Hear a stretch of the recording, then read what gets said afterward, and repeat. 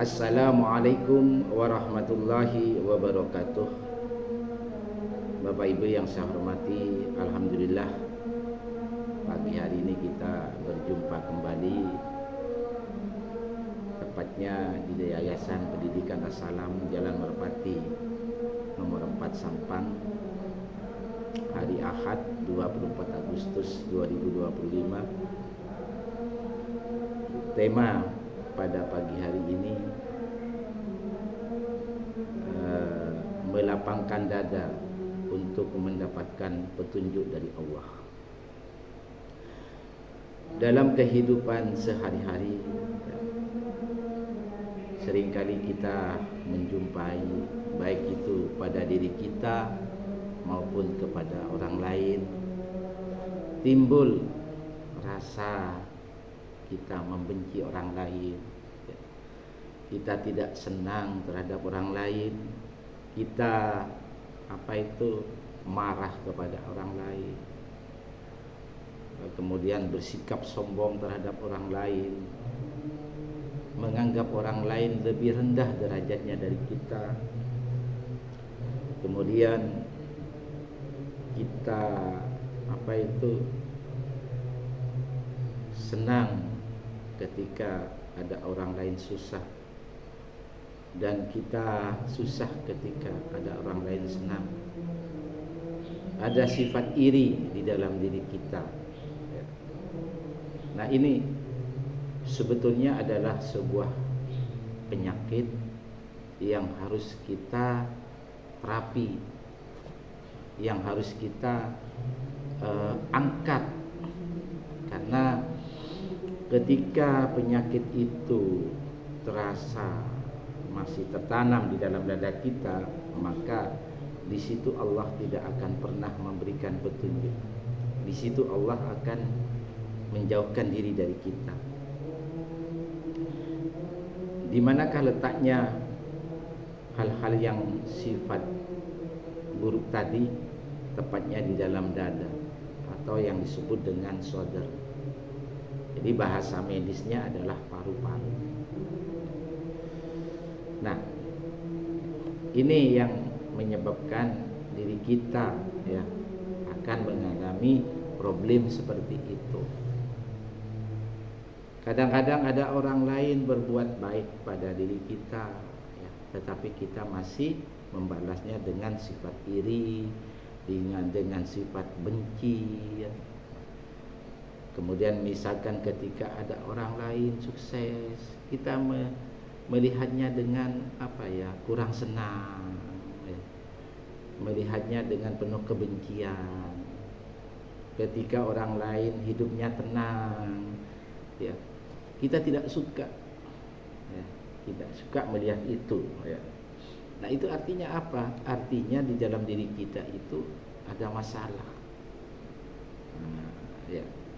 Mari kita lihat di dalam surat Al-An'am, surat 6 ayat 125. Di situ Allah berfirman, "Wa may yuridillahu ayyahdiyahu yashrah sadrahu lil Islam." Siapa yang Allah menghendaki akan memberikan kepadanya petunjuk, niscaya dia melapangkan dadanya untuk memeluk Islam. Artinya apa? Ketika kita itu ada sifat seperti itu, mari kita lapangkan, mari kita angkat. Jangan sampai ada di dalam dada kita. Jadi kita itu harus paham itu. Jadi misalkan ada orang pada kita memandang orang lain, maka pandanglah mereka dengan penuh kasih sayang. Ketika mereka mengalami kebahagiaan, kita ikut senang. Contoh ketika mereka sukses, misalkan mereka baru saja membangun rumah, kita ikut bersyukur, alhamdulillah tetangga kita sudah bisa bangun rumah. Jangan sebaliknya, kita memandang dengan penuh iri, dengan penuh kebencian. baru saja menikah sudah bangun rumah, dari mana dapat uang. Nah, tidak boleh seperti itu ya. Tapi kita harus memandangnya dengan penuh kasih sayang. Ketika ada orang lain bisa membeli mobil, kita bersyukur, alhamdulillah tetangga saya bisa beli mobil. Mudah-mudahan mobilnya bisa bisa saya suatu ketika saya butuh, mungkin bisa dipinjamkan ke saya. Itu cara menganalisanya. Nah, kalau orang itu memandang dengan penuh kebencian, maka Allah tidak akan memberikan petunjuk. Dan orang-orang yang iri, orang-orang yang memandang orang lain penuh kebencian, Allah menjauh dari kita, dan cahaya Allah tidak masuk ke dalam kalbu kiri kita. Baik Bapak Ibu, saya lanjutkan. Wa may yurid ayyudillahu yaj'al sadrahu daiqan harajan ka'annama yas'adu fis sama'i. Dan siapa yang dikehendaki kesesatannya, ya, niscaya Allah menjadi dadanya sesak, seolah-olah ia sedang mendaki langit. Ya. Jadi ketika seseorang itu tidak mampu mengendalikan dadanya, dibiarkan liar, ya, misalkan selalu memandang dengan penuh kebencian kepada orang lain, memandang penuh dendam, penuh kesombongan. Nah, disitulah orang itu tidak bisa apa? Artinya apa? Jiwanya selalu dikendalikan oleh hawa nafsunya. Jadi kebenaran tidak akan pernah muncul. Hidayah Allah tidak akan masuk ke dalam kalbu kirinya. Maka orang itu akan penuh dengan apa? Dengan ini apa? Banyak, seakan-akan hidupnya itu terasa sempit, seakan hidupnya terasa sesak, seakan hidupnya ini apa ya? Bisa jadi orang itu akan stres, bisa jadi orang itu akan melamun. Nah, ujung-ujung nanti larinya ke fisik, yaitu bisa vertigo, bisa stroke. Ya karena apa? Karena orang itu sudah dikendalikan oleh hawa nafsunya, dikendalikan oleh setannya. Kemudian orang itu dijauhkan dari Allah, dari petunjuknya. Bapak Ibu yang saya hormati, bagaimana untuk mengangkat ya sifat-sifat buruk tadi ya. Kalau ada orang iri sama kita ya, kita lapangkan, sudah enggak apa-apa. Yang penting jangan kita. Nah gitu. Kalau ada orang menyakiti kita, kita maafkan. Itu namanya melapangkan saudaranya. Kalau ada orang benci sama kita, mari kita sayang kepada mereka. Itu namanya melapangkan saudara. Tapi itu tidak mudah, Bapak Ibu. Itu hanya bisa dilakukan oleh orang-orang yang beriman kepada Allah, orang-orang yang selalu menjaga kesuciannya, ya. Orang-orang yang selalu mengenal Allah, sehingga cahaya Allah itu selalu mengalir di dalam jiwanya. Bagaimana solusinya? Mari kita buka di dalam surat apa? Di dalam surat Al-Ahzab ayat 41 ya. Di situ Allah memberikan solusi. Allah berfirman, ya ayyuhalladzina amanu dzkurullaha dzikran katsira. Ya. Hai orang-orang yang beriman, berzikirlah dengan menyebut nama Allah dengan zikir yang sebanyak-banyak. Subhanallah, alhamdulillah, la ilaha illallah, Allahu akbar. Bacalah sebanyak-banyak.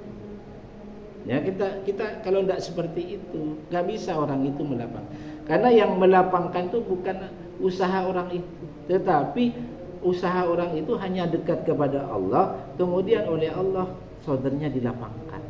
Makanya timbul orang itu, kalau ada orang membenci, dia menyayangi. Kalau ada orang berbuat salah, dia memaafkan. Itu sebetulnya kehendak Allah, bukan usaha manusia. Seperti itu Bapak Ibu. Nah, kenapa harus berzikir sebanyak-banyaknya? Perlu kita ketahui bahwa dalam diri manusia itu ada 4 instrumen yang mengendalikan kepribadian manusia. Dan yang paling menyebabkan manusia itu mempunyai kepribadian yang baik itu ada dalam kolbu kiri, karena di dalamnya ada jiwa. Nah, jadi ada 4, ada kolbu kiri, ada fikir atau otak, ada sodr atau paru-paru, ada kolbu kanan atau jantung sebelah kanan. Jadi letak daripada sifat iri, sombong, dengki, ya, atau suka marah, merendahkan orang lain, membenci orang lain, itu letaknya di dalam sodr, sesuai dengan surat Al-An'am ayat 125 tadi. Nah, di sodr inilah, di paru-paru inilah, ya, tempat penyaringannya. Secara medis, sodr itu adalah tempat penyaringan darah dan oksigen, ya, yang sebelumnya itu sudah terpakai, sehingga harus disaring ulang untuk memperoleh oksigen baru yang lebih baik, kemudian karbon dioksida yang dirubah menjadi oksigen. Jadi kenapa harus seperti itu, ya? Ketika darah itu dialirkan ke seluruh tubuh, terutama ke otak, ya, dipakai, kemudian dialirkan lagi ke sodr hasil pemakaiannya, lalu dialirkan lagi ke kolbu kanan. Nah, disitulah kita jarang mendampingi darah dan oksigen ini dengan zikir kepada Allah, sehingga muncullah sifat-sifat membenci, iri, gitu. Secara batin akan terjadi seperti itu. Nah, apa dampak dari zikir sebanyak-banyaknya itu? Maka di dalam surat Al-Ahzab ayat 43 Allah jelaskan, walladzi yusalli alaikum, dialah yang memberi rahmat kepada kalian. Jadi Allah ketika melihat hambanya itu banyak berzikir kepadanya, maka Allah itu memberikan rahmat. Apa rahmat itu? Cahaya. Apa rahmat itu? Petunjuk, karunia, hidayah. Sehingga orang itu dengan sendirinya akan muncul sifat-sifat baik yang dituntun oleh Allah. Jadi ketika orang itu dihina oleh orang lain, dia sabar. Ketika difitnah orang lain, dia sabar. Ketika disakiti orang lain, dia memaafkan. Wa malaikatuh, dan malaikat-malaikatnya memohonkan ampunan buat kalian.